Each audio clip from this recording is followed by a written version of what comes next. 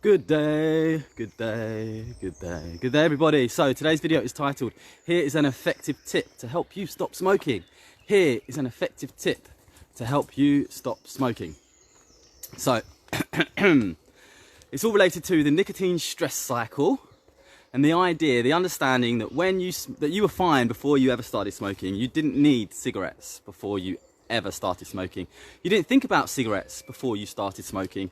You never considered having a cigarette to help you with stress before you started smoking.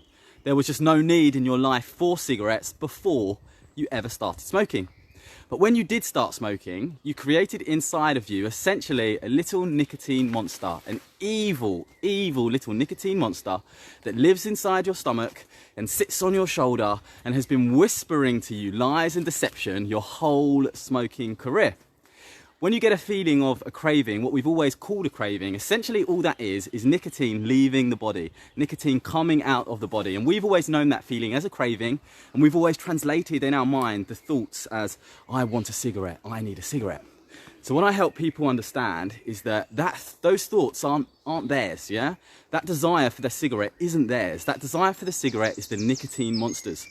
And really get them to imagine and understand that when they started smoking, when they first lit their first cigarette and first ingested nicotine into their body, it created inside of them this nicotine monster, yeah? This evil little, twisted little nicotine monster who lives on nicotine. His life force is nicotine. He needs nicotine to survive. Because our bodies are amazing healing machines, within 3 weeks of us extinguishing our final cigarette, the nicotine is completely gone from our bodies and that monster is dead. And the monster knows this. The monster knows this really well, and he'll do everything he possibly can to trick you and deceive you into taking more nicotine so that he can stay alive. So what I help clients and people do is really imagine this nicotine monster, yeah? Really picture what he looks like.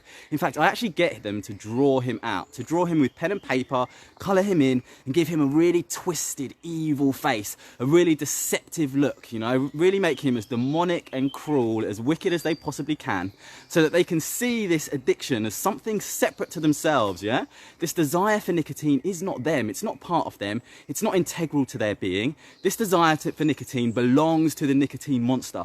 And when you see it as belonging to this evil, wicked little monster, it kind of makes it a liberating experience to try and defeat it. It's no longer a case of, I really want cigarettes, I wish I could have cigarettes on my friend.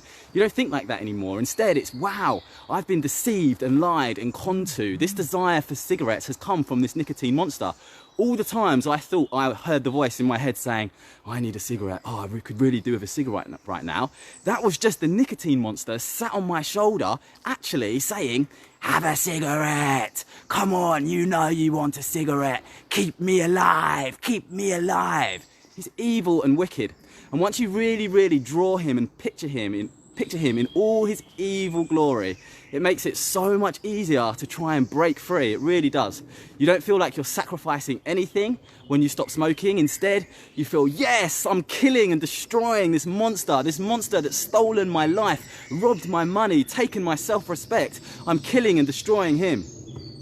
So there's a tip for you today, guys. If you are still a smoker, then draw this nicotine monster out. Draw him with a pen and paper, give him a really evil, twisted face, make him look as deceptive and demonic as you possibly can. And from now on, every time you get a craving, realize and remember, it's not you that has the craving. That feeling of a craving is literally just nicotine leaving the body, yeah? And every time you have the thought of, I want a cigarette, remember, it's not you that's thinking, I want a cigarette. It's that nicotine monster sat on your shoulder, whispering lies and deception to you. Whispering lies and deception to you. And this makes it a lot easier and actually in some ways fun to defeat this addiction. Have a lovely, lovely day. Anyone has any questions, happy to answer them anytime, yeah? Have a lovely, lovely day.